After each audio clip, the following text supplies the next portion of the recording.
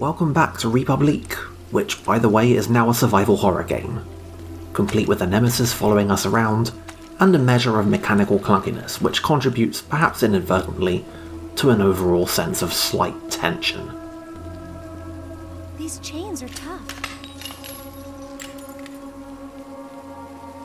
Anyway, it's over now.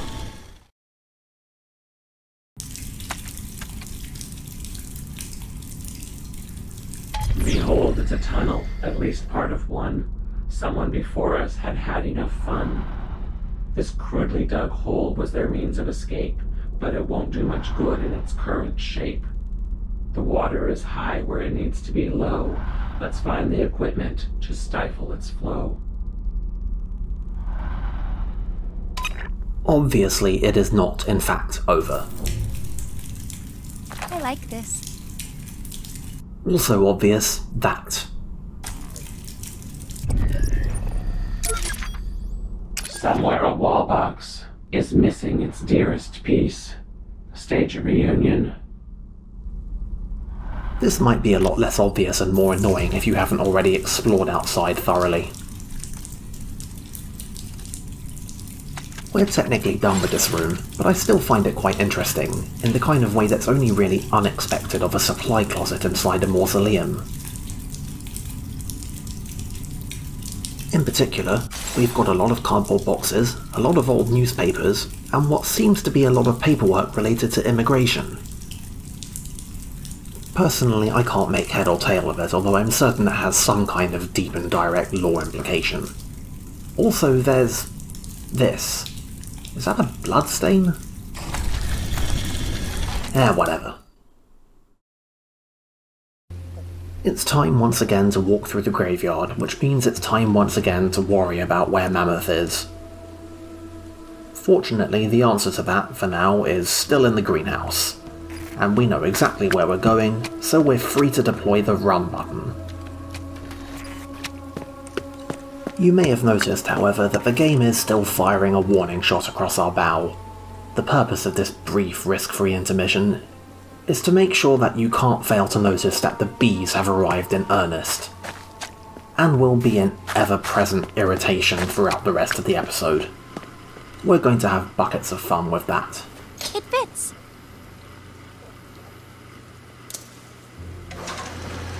The door is opening.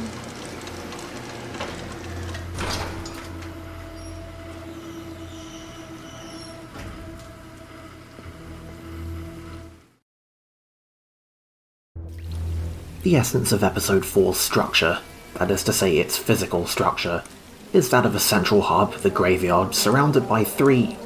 well, I guess I'm going to have to grudgingly call them dungeons and trust that you understand what I mean, of which this is the second. It is, at this point, once again, and temporarily, risk-free, so we're well advised to take this opportunity to explore at our leisure. I see you, bees.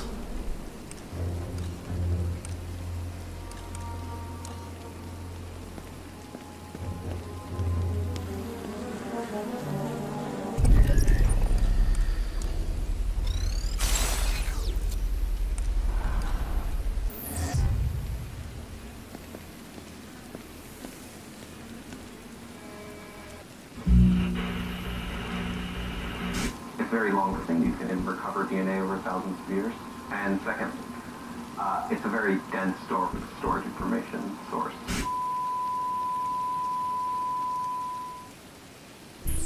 By now I definitely will have posted the full version of the video these TVs are clipping from in the thread, and you should watch it because it's frankly fascinating. But at the same time, they've done a pretty remarkable job of condensing that down into like 20 seconds and getting the gist of it across. Storing information in DNA is highly exciting, highly experimental, and basically mad science at this point. Oh, it's something. But potentially very promising. By the way, that pigeon, also a sound hazard. The door to the labs is buttoned up tight. It requires an eye scan, but not with our sight. The giant could open it were he so persuaded, but to ask him outright would be rather ill-fated. Perhaps we can trick him to letting us through by making him think it's a task he must do. Have the girl scan any data you find. The audio from it can then be combined to a simple command using only his voice. When he hears it played back, he won't have a choice. I meant to explore more before triggering this. Whoops. Hacking that camera has caused Mammoth to waltz into this scene. He comes in through the same door that we did. It also triggers a number of otherwise incidental objects in the environment to light up orange. And once they have, we have to scan them using our first-person camera to get some information. There are 5 in total. It isn't that hard. This area is pretty well designed. And Mammoth hasn't started cheating yet.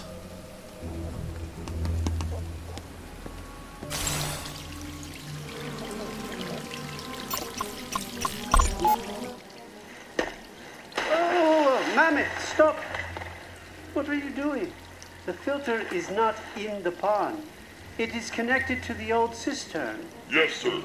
Climb out of there. It is cold. Yes, and full of bacteria, too.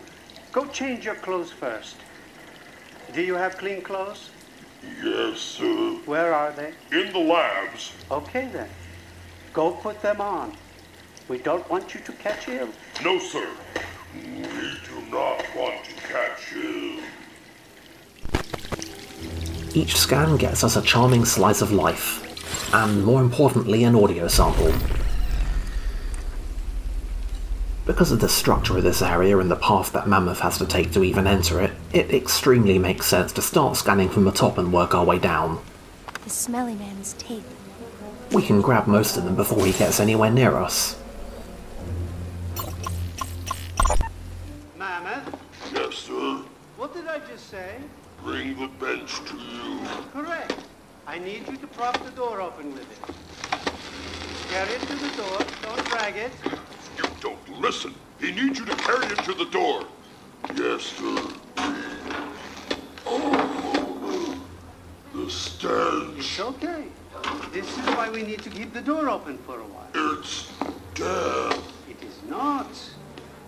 It's just tissue that went bad. One of the refrigeration units stopped working. A mirror broke. No, listen to me. Some tissue has decomposed. That's all. It happens. We don't want to be here. Then go back outside and get some fresh air, okay? Both of you. I will take care of this.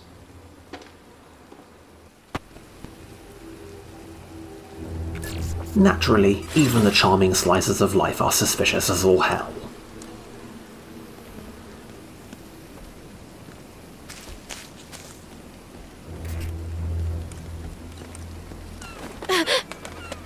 Fortunately, we got away with that. They need water to grow. They do. And food. And what else? Love. Who told you they need love? The captain said. Are we talking about the roses or the mirrors? The captain said everything needs love to grow. Mammoth, do you think the captain loves you? He loves me the most. That's why I grow more tall than everyone else.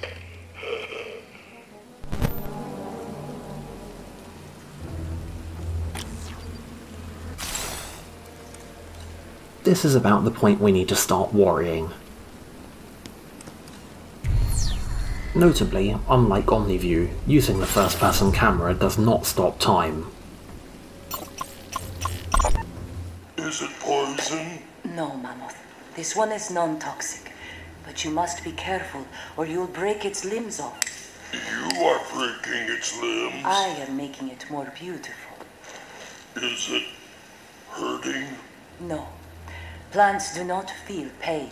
Then I want to help make it be more beautiful too. But you could kill it. Just because something does not feel pain does not mean it cannot die. Do you understand that? Yes, sir. On an unrelated note, instead of talking about the miraculous escape that we're about to pull off, I'd like to talk a little about suspension of disbelief. To pick an easy example, Bioshock Infinite is often rightly criticised for a transparent gambit it pulls in which the player is told, early on, that characters in the game world frequently record impossibly concise, well-written and narratively significant conversations on personal cassette tapes that are left lying around in the game world for players to find. It's due for another trimming. It seems ridiculous both on its face and on examination. Meanwhile, République is doing something that is, on its face, even more ridiculous. It also features these small, well, sometimes small, well-edited, well-acted, very significant little snippets of random conversation. And these snippets find themselves embedded, or tagged, or attached, or something, onto random environment objects that we just look at with our camera, and then click on, and then hear things. Like, that's really weird, right? I posit that République gets away with all this simply because it's just one more little oddity in the pool into whose deep end we've been thrown. I think Bioshock Infinite's error wasn't in having such a narratively weird element, but rather drawing attention to it diegetically. They think it's their god. The lantern? Who thinks it's their god? They do. The mirrors? The glowbugs. Oh, the fireflies. I suppose you are right. They fly around it, but they won't touch it. This is true. They revere it. Yes, sir. They revere it. Mammoth, do you have a god? Yes, sir. You do. Who's your god? The captain.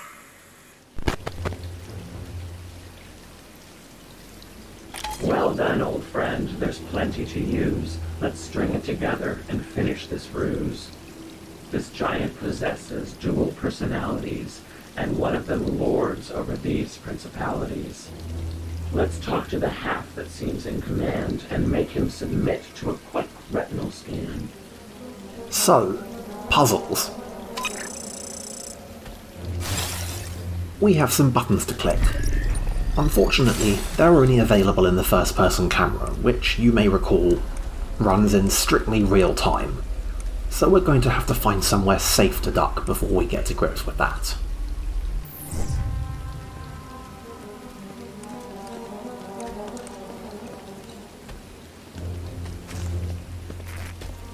This should work.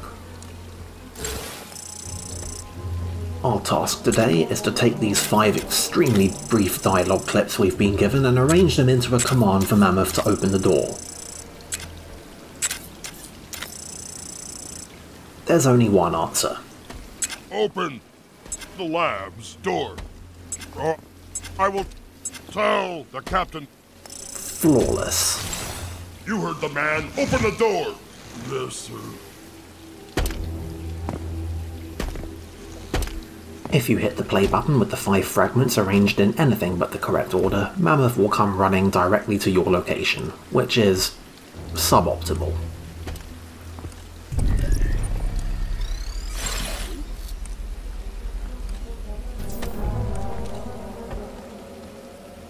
It did not occur to me to find out what would happen if we were to run into some bees while Mammoth was on his way to the door. I think I can live with not knowing, though. Opening the door for you now,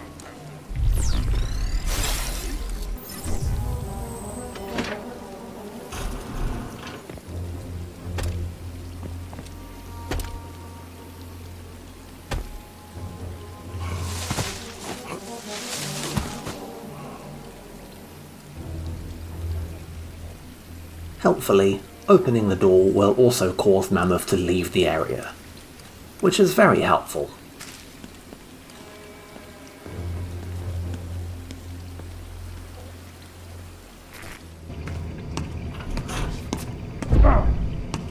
Krista, He's trying to get in. open this door. I'm trying, sir. Not you, the mirror. Why don't you type in the pin code? It's too late. You broke it. Mammoth broke the door.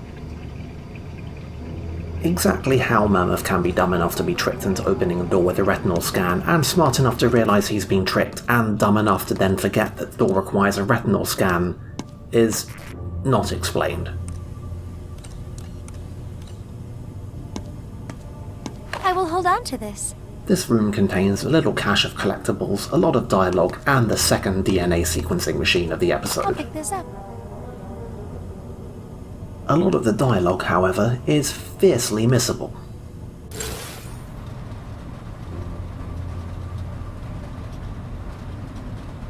That's because it's all on the other side of this window, and you need the first-person camera to even see it, let alone scan it.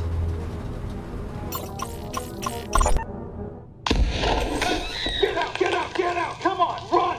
Out you go! Go! Why are you stopping? Vámonos, abeja! We are not meant to leave. It's all right. You're free. Go! They will be disappointed. Are you the captain? I don't know what the hell that is. It is raining. No! We cannot venture out in the rain. What?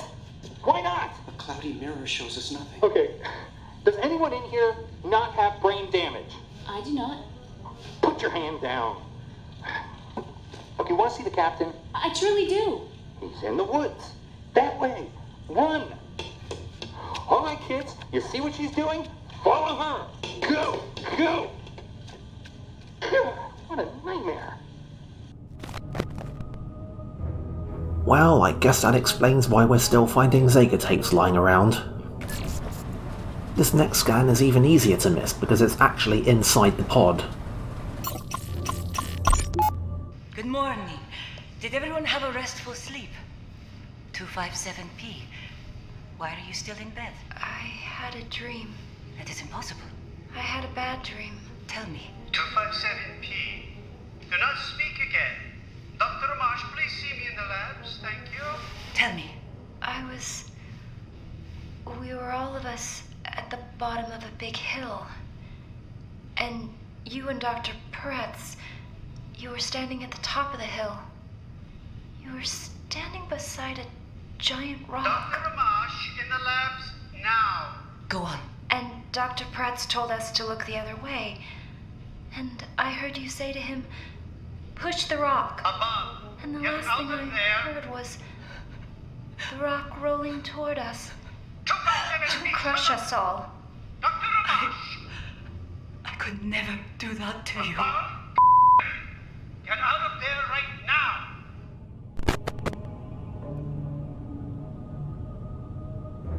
This, on the other hand, explains astonishingly little.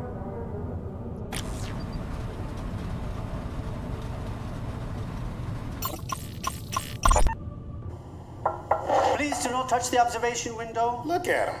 Uncoded and not a care in the world.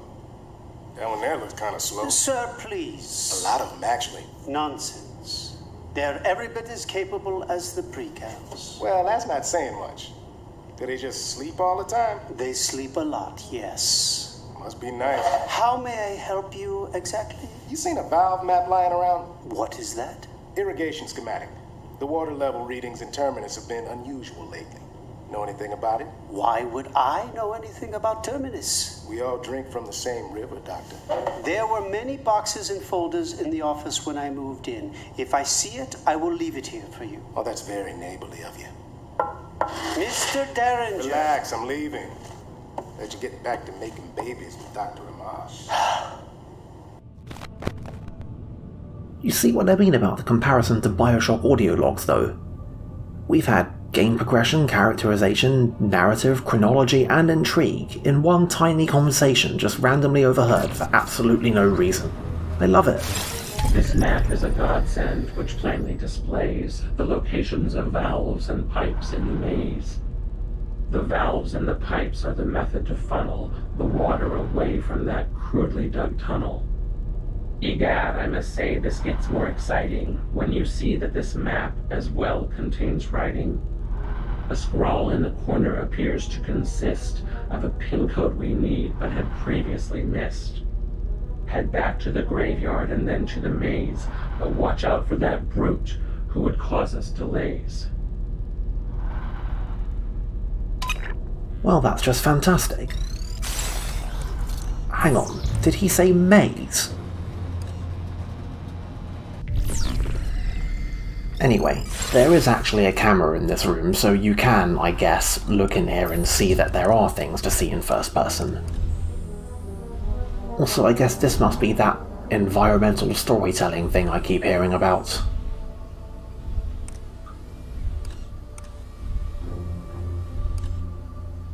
And that's us about done here.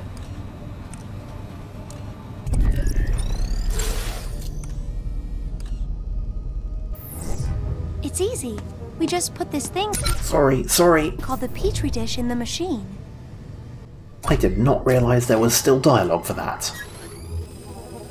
Anyway, we've now got all of the Petri dishes. If you're playing optimally, these are the only 2 sequences you'll actually need. Technically, we didn't even need the first one, it was just convenient to me. Anyway, here's our new keypad minigame. It's incredibly annoying. The numbers on the screen will shuffle every 2 seconds and might not actually include the number you need. You get 15 seconds total, so you have 7.5 chances total. It's surprisingly stingy. Anyway, before we see the cutscene outside, let's take another moment to examine our stuff.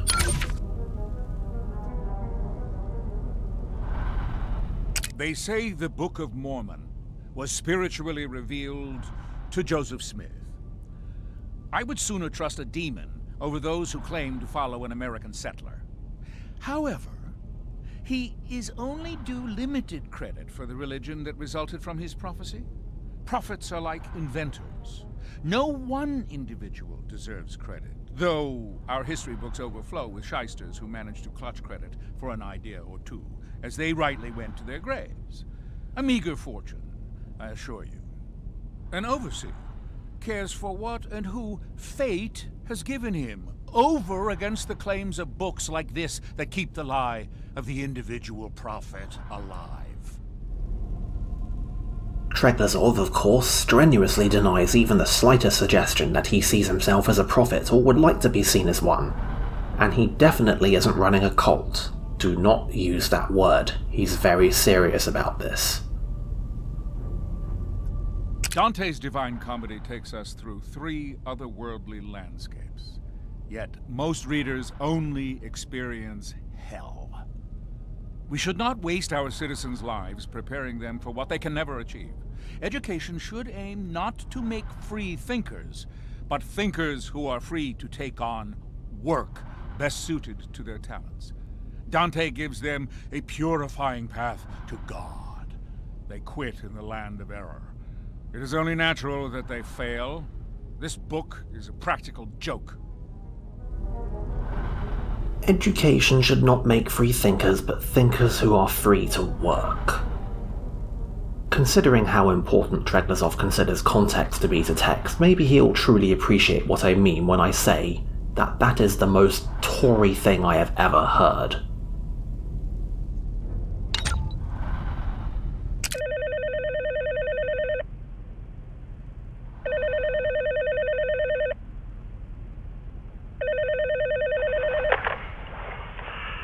Hello?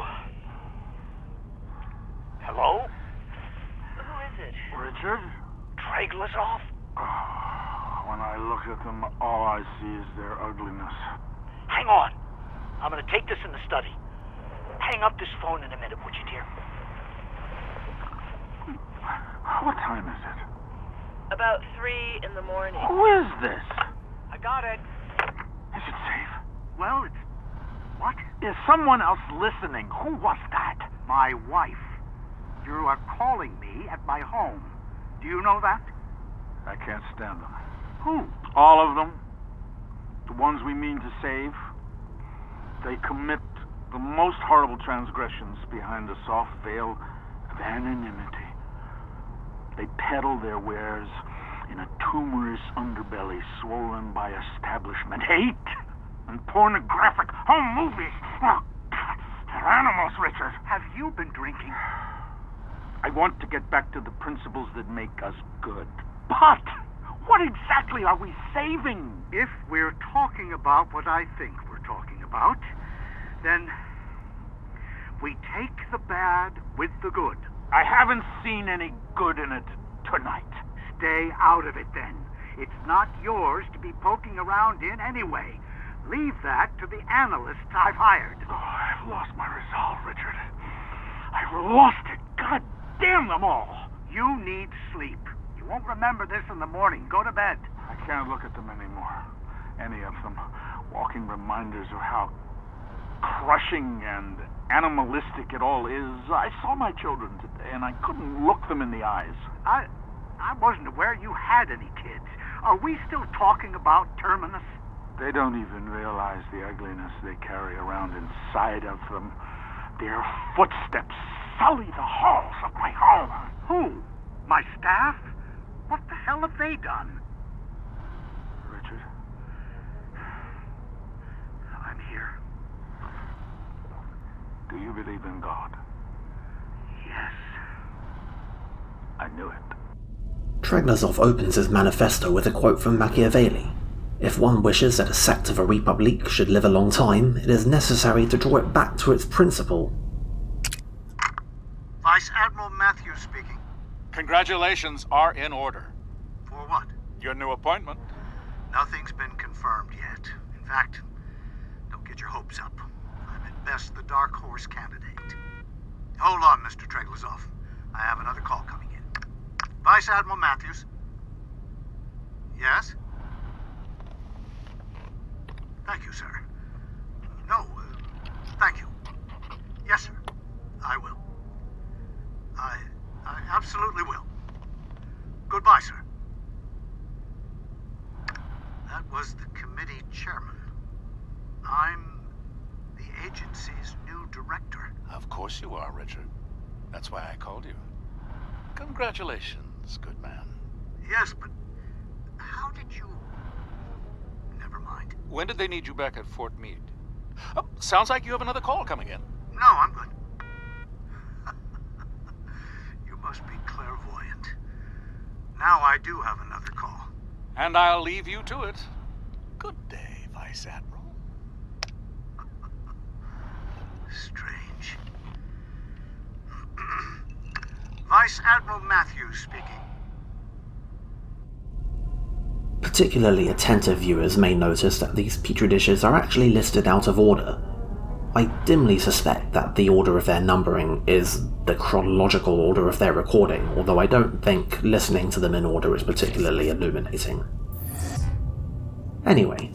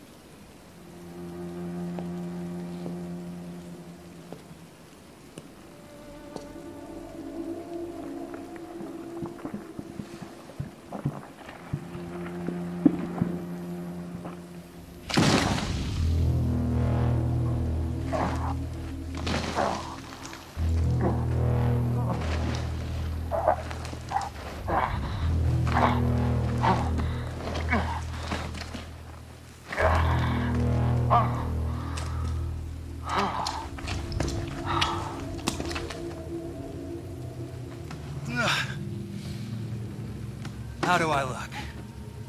Not bad for a dead man. What'd I miss? Plenty. I'm sorry about earlier. Does it hurt? That's fine. It had to look real. I said it's fine. I'm used to you being a pain in the neck. What took you so long getting back here? I had to liberate a few of the sheep along the way. I wish you wouldn't do that sort of thing, Daniel. Those sheep, as you put it, they're not what you think. It doesn't matter.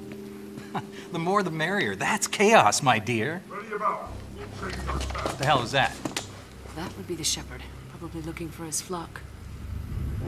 Forget that. What about Treglazov? What about him? Is he onto you? He demoted me. I'm no longer in charge of the arrival. The old man's losing his mind. Among other things. What about his men? You mean my men? They're trick coins. When it's time to flip them, they'll land on our side. You're pretty sure of yourself. We should go. Whoa, whoa, whoa. Why wouldn't I be? You say what you want, but my methods, they get results. Your methods will get us all killed. Oh, here it comes. Let's have it, Murray. Come on, let's have it. 5 eyes are better than 4. Yes, you are right. We can argue about this later. No, no, no. Say what you really think. You hate my plan. What plan? A plan involves planning. I hear you. Where are you? You just don't want to admit that I've achieved more in 24 hours going my way than you've been able to pull off in half a year in this place. We're gonna find you! Huh. You want your phone back? Now's your chance. Who made this mess? You did! No, sir, I did not. The captain would want to know about this.